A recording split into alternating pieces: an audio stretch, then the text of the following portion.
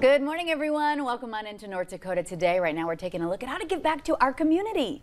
Every year since 2007, students have led the way in the fight against hunger with Fill the Dome. We have Megan and McKenna. Megan, one of the students planning the event this year. McKenna, an advisor to the entire thing, to share all about how the community can get involved and how it's going. Good morning. Good morning. Okay, so a big annual event. Many people familiar with this, but maybe if you aren't, tell us all about what Fill the Dome is and who this helps. Yeah, of course. So Fill the Dome, it helps everyone in North Dakota and then parts of Minnesota as well. So mostly Clay County in Minnesota.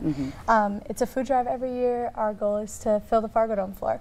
So we go in every school in the area, and every school in Minnesota area, Clay County, comes in, and we come together and put on a great food drive.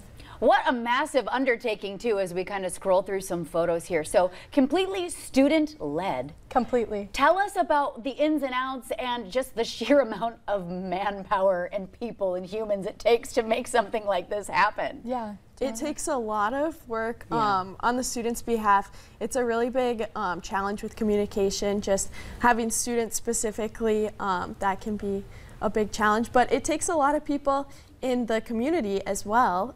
We need 350 volunteers for the actual Fill the Dome day when we're packing food. And then it takes us students, we have to take the responsibility of reaching out to sponsors and getting that.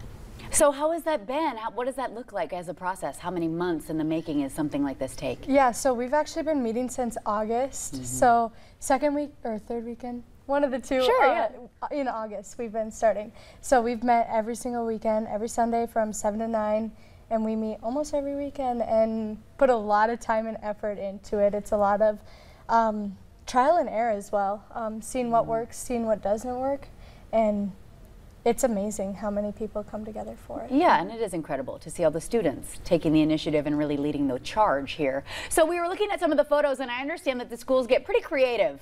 Yes. With kind of the donations and the designs. I think at one point there was the Titanic made out of the non-perishable food items, right?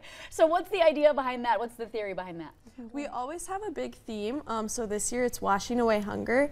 And so people maybe will do beach ideas, just whatever fits that. Yeah, for the Titanic one, that theme was sinking hunger, so.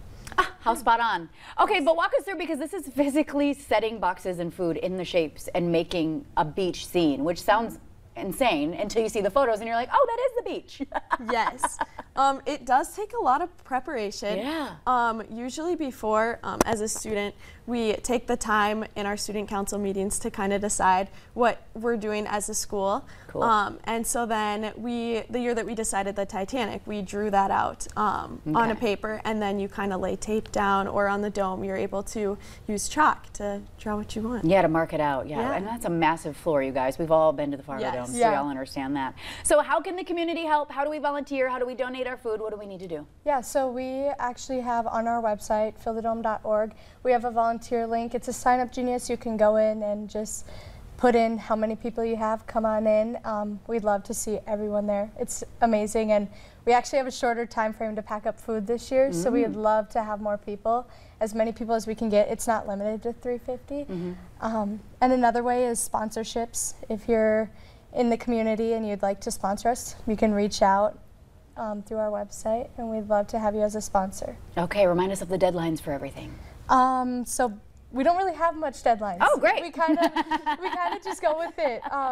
So as it comes in, we just keep it coming. Okay, so, I love that. How exciting. With sponsorships, we'd like to have them like a week before the event, just so that we can make sure that they get on the news and stuff when we do those types of things. But yeah, sponsorships are one of the things that we're in need of most right now, just because the food bank can stretch our money more than we can. And sure. Okay, I get it. Okay, and then really quickly, something called the Muscle Ball is happening this Sunday. What is that? So it's actually guys playing volleyball. So we get together, all of the high schools get together, create 3 teams, and it's a fun time, and students come in and are in the student section, and it's great, and it's hosted at Cheyenne High this year.